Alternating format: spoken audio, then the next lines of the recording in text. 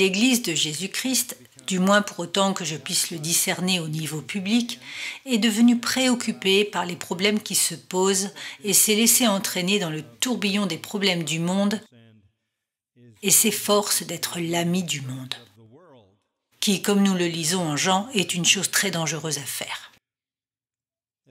Car j'évalue certaines des raisons, et cette raison flagrante pour laquelle l'Église est préoccupée par le monde est l'absence de l'attente vibrante pour le retour de Jésus-Christ.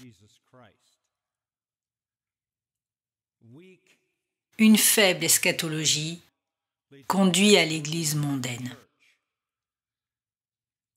Quand les gens perdent de vue le fait que c'est un monde déchu qui est de plus en plus profondément dans le péché, se désintégrant continuellement de plus en plus vers le mal,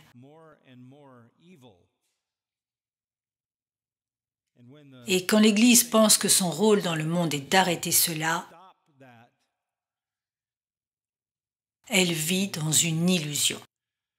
Notre espoir n'est pas de réparer le monde, notre espoir est dans le retour de Jésus-Christ. Je veux vous reparler ce matin sur ce sujet, et même pour les prochaines semaines, et je veux attirer votre attention sur le chapitre 19 de l'Apocalypse. Apocalypse 19.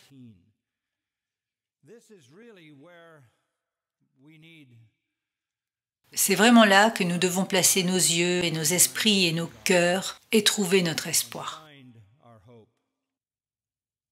Ce qui marque la fin des temps pour l'homme, ce sont les choses troubles dans le monde qui s'accroissent de plus en plus.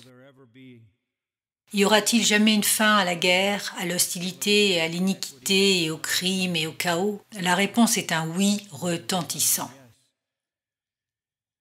Quand Jésus-Christ viendra régner, quand il reviendra pour être roi.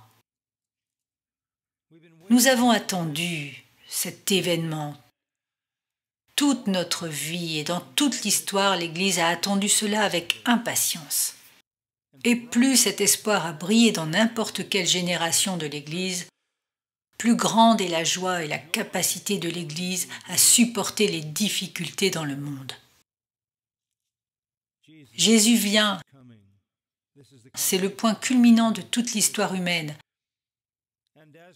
Et comme nous l'apprenons à travers le livre de l'Apocalypse, cet événement glorieux ne se produit pas sans un grand jugement préliminaire. Une grande hostilité préliminaire. L'Antéchrist aura, à ce moment-là, rassemblé toutes ses forces,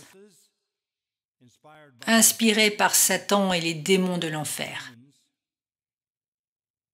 Et ils se seront réunis pour combattre contre le retour de Christ. Ils s'engageront dans une dernière furie,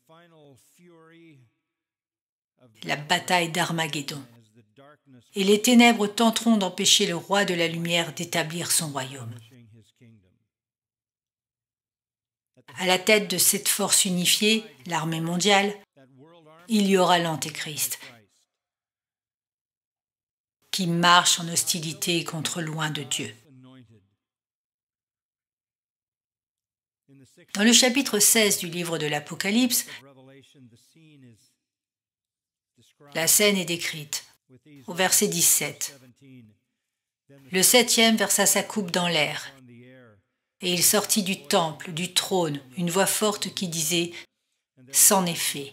Et il y eut des éclairs, des voix, des tonnerres et un grand tremblement de terre, tel qu'il n'y avait jamais eu depuis que l'homme est sur la terre, un aussi grand tremblement. Et la grande ville fut divisée en 3 parties, et les villes des nations tombèrent, et Dieu se souvint de Babylone, la grande, pour lui donner la coupe du vin de son ardente colère. Et toutes les îles s'enfuirent, et les montagnes ne furent pas retrouvées. Et une grosse grêle, dont les grêlons pesaient un talent, tomba du ciel sur les hommes. Et les hommes blasphémèrent Dieu à cause du fléau de la grêle, parce que ce fléau était très grand. Où les horreurs de cela se sont-elles produites? Retour au verset 16. Ils les rassemblèrent dans le lieu appelé en hébreu Armageddon.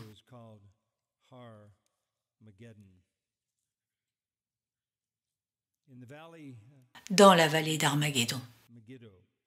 La bête, au chapitre 19, verset 19, dit « Et je vis la bête et les rois de la terre et leurs armées rassemblés pour faire la guerre à celui qui est assis sur le cheval et à son armée. » C'est le conflit final.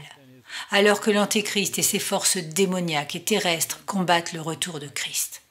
Avant que le Seigneur n'établisse son royaume, il aura racheté Israël et il aura nécessairement vaincu les forces de l'enfer à Armageddon. La bataille est identifiée à Armageddon, mais elle englobe également Jérusalem et s'étend essentiellement sur toute la longueur du pays d'Israël. Comment tout cela s'est-il produit? L'Antéchrist s'est-il établi à Jérusalem?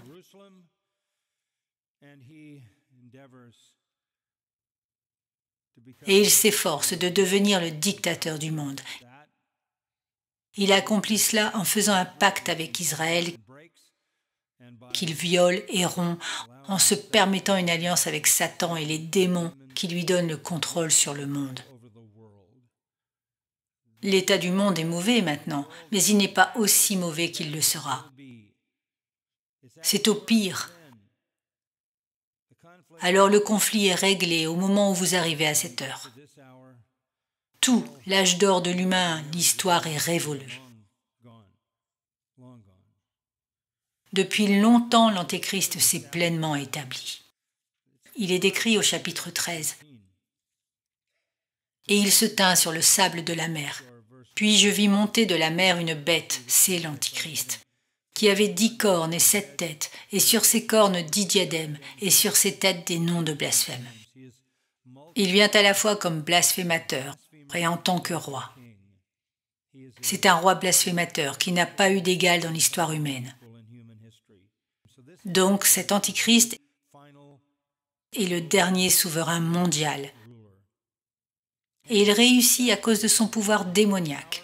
Verset 8. « Et tous les habitants de la terre l'adoreront, ceux dont le nom n'a pas été écrit dès la fondation du monde, dans le livre de vie de l'agneau qui a été immolé. Si ton nom n'est pas écrit dans le livre, tu vas le suivre. Tu vas l'adorer. » L'Antéchrist opérera avec toute sa puissance, blasphémant ouvertement, défiant Dieu, et le monde entier l'adorera. Satan l'adorera. Tous les hommes et toutes les femmes qui auront survécu à un carnage incroyable pendant 42 mois, 3 ans et demi, alors que les jugements de Dieu feront exploser la terre, en plus des horreurs de Satan et de ses démons. Mais dans le processus de tout cela, des gens seront sauvés de toutes les nations, de tous les peuples et de toutes tribus. Et avec Israël, ils seront rassemblés pour le salut qui mènera à la fin finale. Dans le psaume 83, nous lisons ceci, et c'est peut-être ce psaume que les gens en Israël peuvent citer dans ce moment même de l'histoire. Ne te tais pas, ne te repose pas, ô Dieu, car voici tes ennemis s'agitent, ceux qui te haïssent lèvent la tête. Ils forment contre ton peuple des projets pleins de ruses, et ils délibèrent contre ceux que tu protèges. Venez, disent-ils, exterminons-les du milieu des nations, et qu'on ne se souvienne plus du nom d'Israël. Ils se concertent tous d'un même cœur. Ils font une alliance contre toi. Cela serait une description de l'alliance finale que le monde fait sous l'Antichrist pour blasphémer Dieu et pour remporter une victoire sur le retour du Fils de Dieu. Les saints martyrs sont représentés dans le livre de l'Apocalypse, chapitre 6, verset 10. Ils crièrent d'une voix forte en disant « Jusqu'à quand, Maître saint et véritable, tardes-tu à juger et à tirer vengeance de notre sang sur les habitants de la terre ?» Combien de temps cela va-t-il durer? Combien de temps vas-tu permettre les attaques contre le roi? Combien de temps vas-tu permettre le blasphème? Maintenant, tout cela nous amène au verset 11, où la scène s'ouvre. Et j'ai vu le ciel s'ouvrir. C'est à ce moment-là que rapidement et triomphalement, les portes du ciel s'ouvrent et le Seigneur apparaît. Une collision catastrophique est sur le point de se produire lorsqu'il arrive sur la terre. L'histoire de la terre ne se fond pas graduellement dans une certaine fusion environnementale.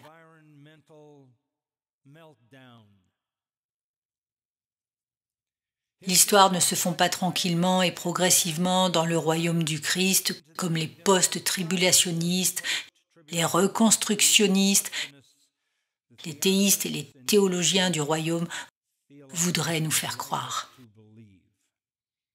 Le royaume de Dieu vient avec fureur et méchanceté, dans une intervention cataclysmique de division dans le ciel qui se produit en une fraction de seconde. La fin de l'histoire humaine viendra avec violence. Un jugement ardent sur toute la terre, baigné de sang en ce grand jour du Seigneur Tout-Puissant.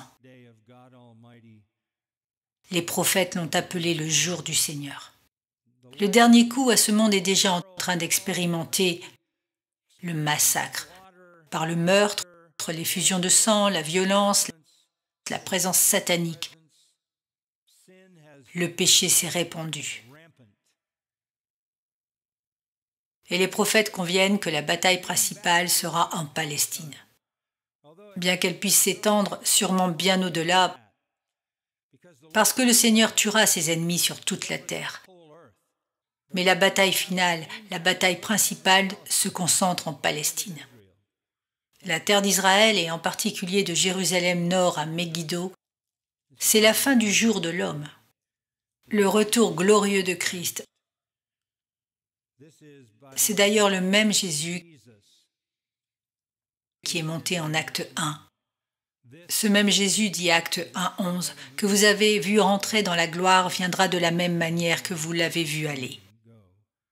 Méprisé, rejeté, craché dessus, moqué et ridiculisé, de ce traitement il est monté, mais il revient pour régner. Maintenant, je veux que vous regardiez ce passage que nous avons devant nous, versets 11 à 16. Je veux juste souligner 3 choses ici. Numéro 1, le retour du conquérant.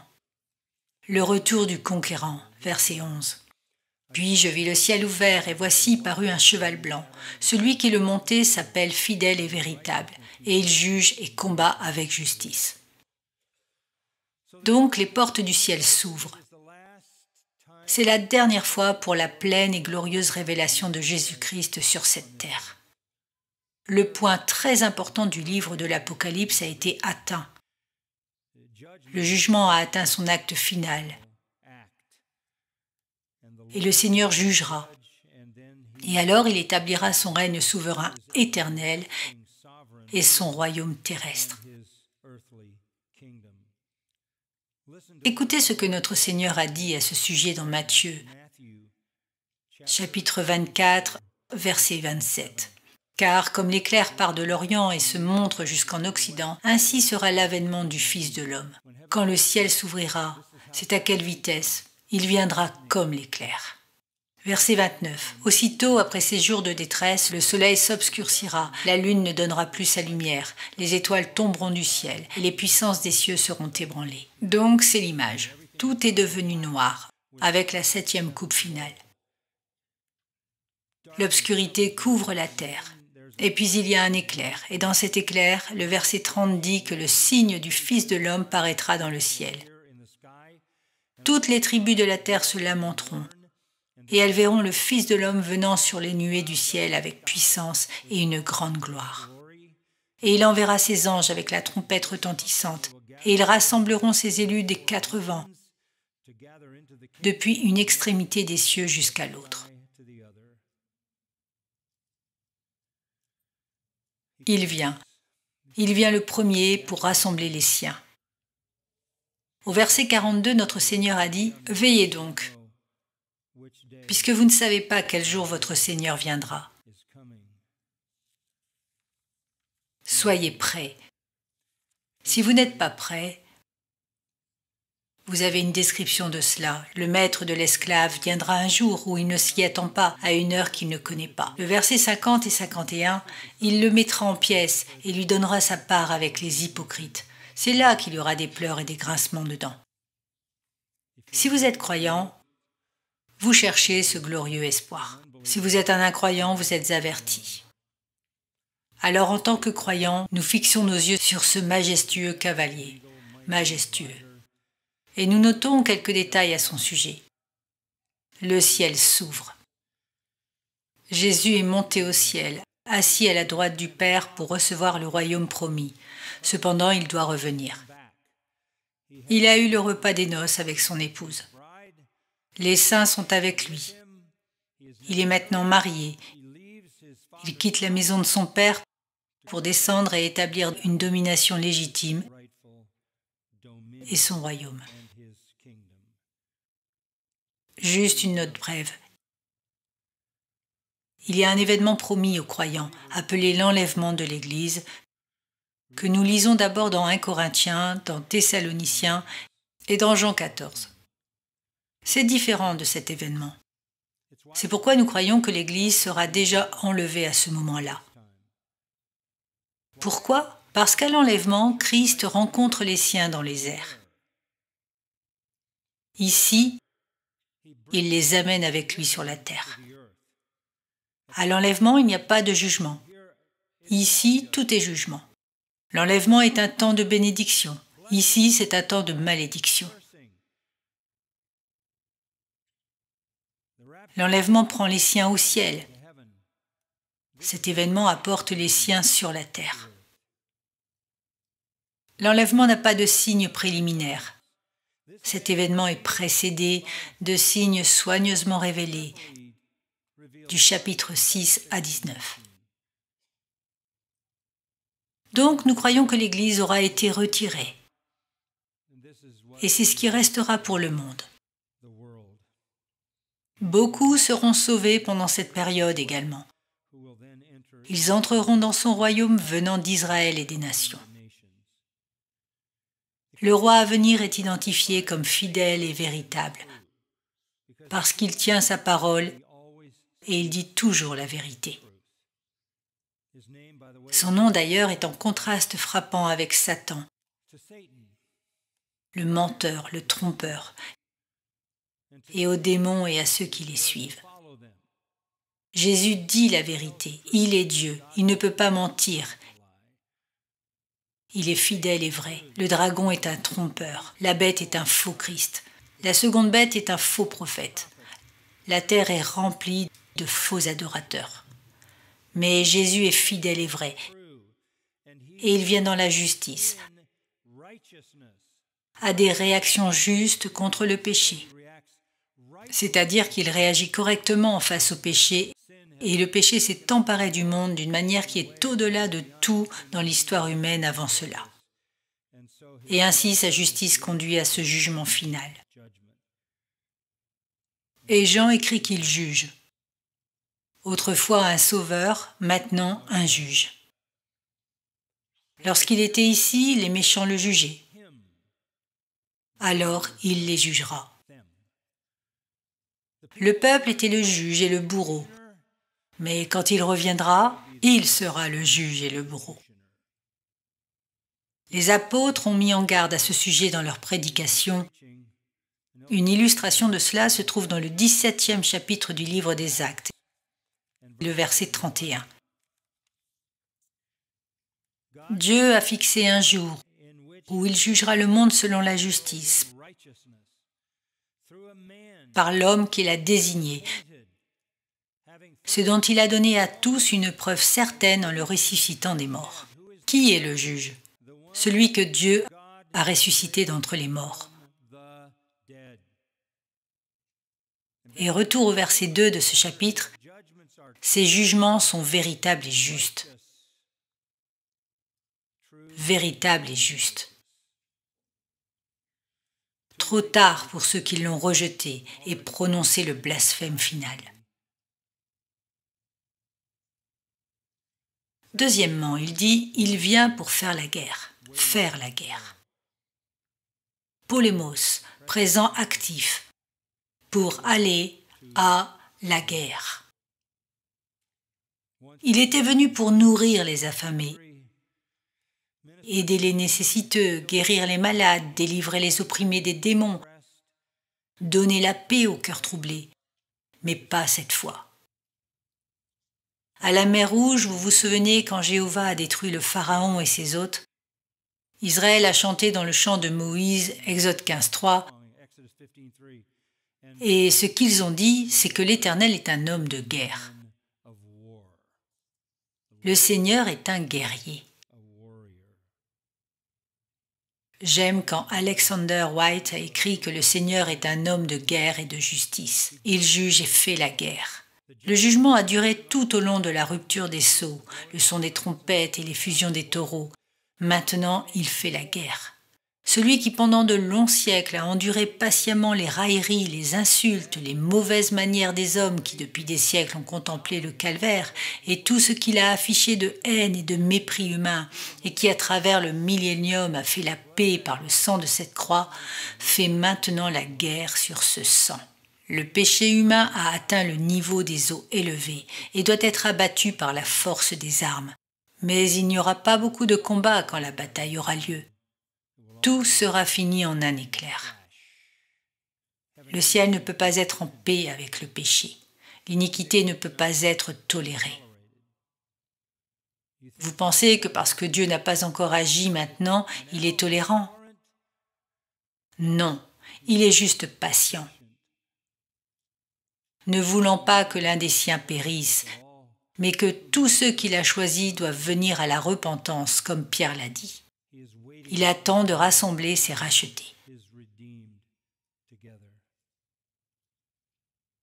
Lorsque le péché atteindra le point final, incorrigible, incurable, tous ceux qui y participent seront détruits.